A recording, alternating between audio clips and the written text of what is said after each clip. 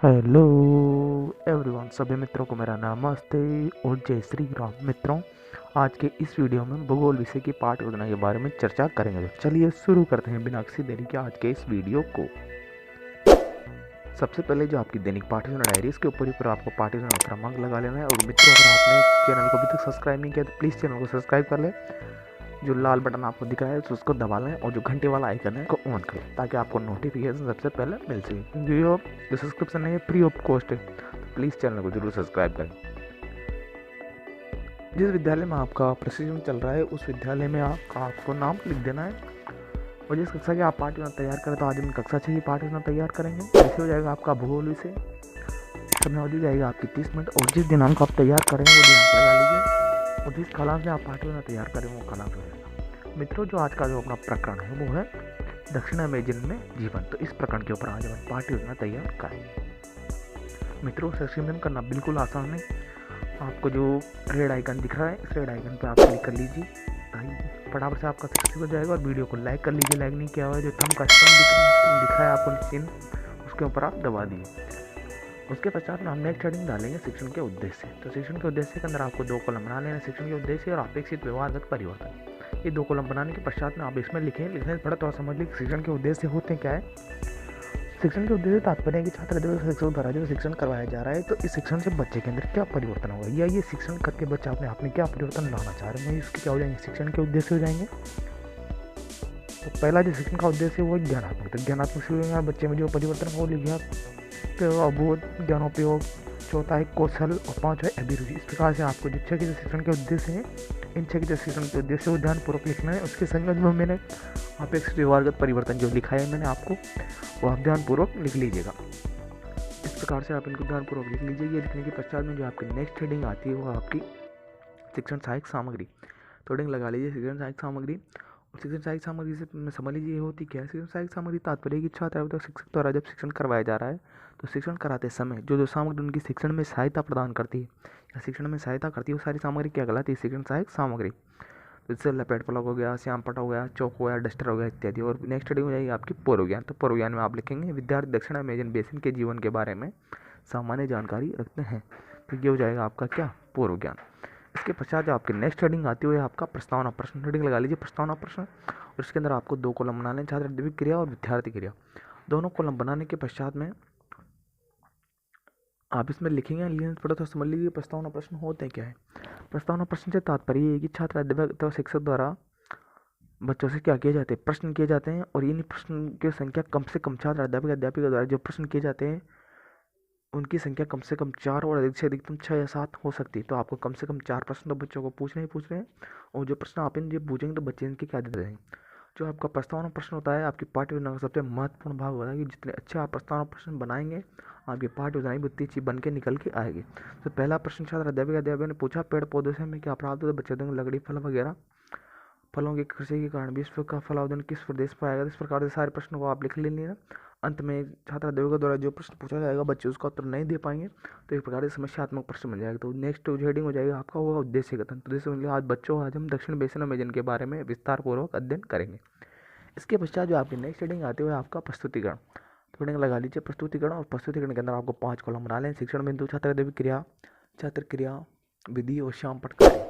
इस तरह से ये 5 कॉलम हो जाएगा। 5 कॉलम बनाने के पश्चात में जो शिक्षण बिंदु वाला कॉलम है उसके अंदर आपको पहला शिक्षण बिंदु है दक्षिण अमेजन बेसिन में जीवन। तो ये हो जाएगा आपका पहला शिक्षण बिंदु। इसके संगत जो मैंने आपको विकासात्मक प्रश्न लिखा है, इनको ध्यानपूर्वक विकासात्मक प्रश्नों को लिख लीजिए। विद्यार्थी ग्राम में बच्चे इन प्रश्नों के उत्तर दे देंगे। और विधि हो जाएगी आपके प्रश्नोत्तरी विधि। जो छात्र अध्यापक कथन है उस छात्र अध्यापक कथन को आप लिख लीजिए।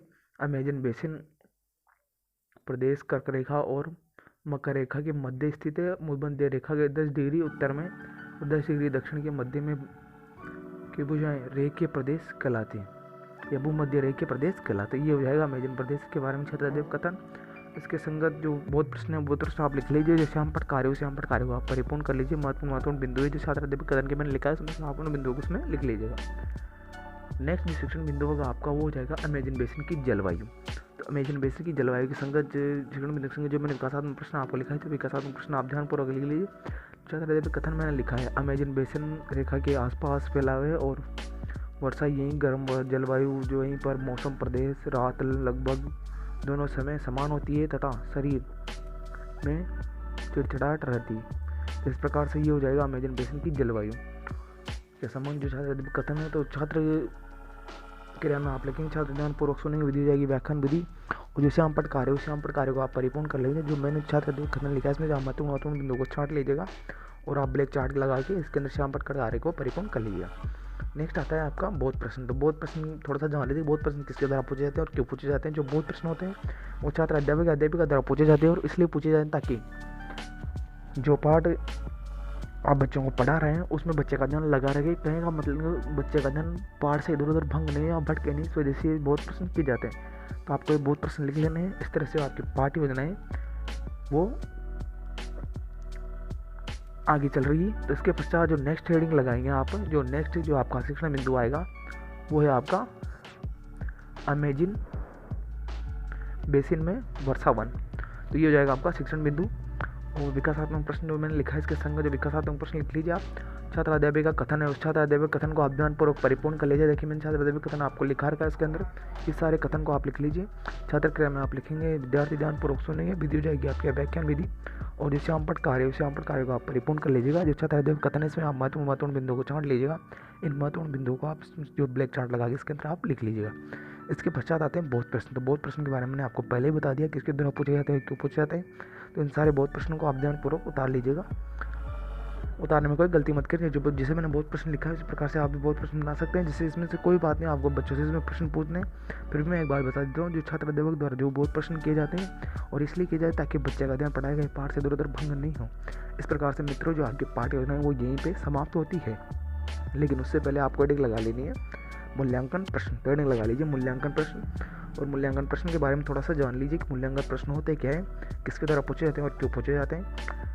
जो मूल्यांकन प्रश्न है वो छात्र अध्यापिका द्वारा पूछे जाते हैं और इसलिए पूछे जाते हैं ताकि उसने बच्चों को ने जो पाठ पढ़ा है या छात्र अध्यापिका ने जो पाठ बच्चों को पढ़ा है वो बच्चों ने सीखा है अथवा नहीं सीखा है, कितना सीखा है, इस बात की जानकारी प्रतिपुष्टि या फीडबैक लेने के लिए छात्र अध्यापक द्वारा मूल्यांकन प्रश्न किए जाते हैं। जो मूल्यांकन प्रश्न वो किसी भी प्रकार के बनाए जा सकते हैं, जैसे लघुतरात्मक, अति लघुतरात्मक, निबंधात्मक, किसी भी प्रकार के प्रश्न हो सकते हैं। जरूरी नहीं जैसे मैंने प्रश्न बनाए उसी भी प्रकार से आप भी प्रश्न बनाएं, तो आप भी किसी प्रकार से प्रश्न तैयार कर सकते हैं। इन प्रश्नों को आप ध्यानपूर्वक लिख लीजिए। इसके पश्चात जो आपकी नेक्स्ट हेडिंग आती है वो आपका गृह कार्य। अब बच्चों को गृह कार्य दे दीजिए और गृह कार्य ऐसा दीजिए जो बच्चे घर में जाकर कर सके। कहने का मतलब जिस कठिनाई स्तर से आपने बच्चों को गृह कार्य या शिक्षण करवाए उस कठिनाई स्तर को ध्यान में रखते हुए गृह कार्य दे दीजिए ताकि बच्चे घर पे जाकर अपना जो खाली समय है उसका सदुपयोग आसानी से कर सकें। मित्रों आशा करता हूँ कि आपको वीडियो अच्छा लगा होगा, तो प्लीज़ वीडियो को लाइक करें, शेयर करें और चैनल को सब्सक्राइब करना ना भूलें। अगर मित्रों आप हमें फेसबुक पे देख रहे हैं तो प्लीज़ वीडियो को लाइक करें और हमें फॉलो जरूर करें। और मित्रों आपको किसी भी प्रकार की समस्या आ रही है तो प्लीज़ हमें कमेंट बॉक्स में कमेंट करके ज़रूर बताएं। मित्रों जय हिंद, जय भारत। Thanks for watching.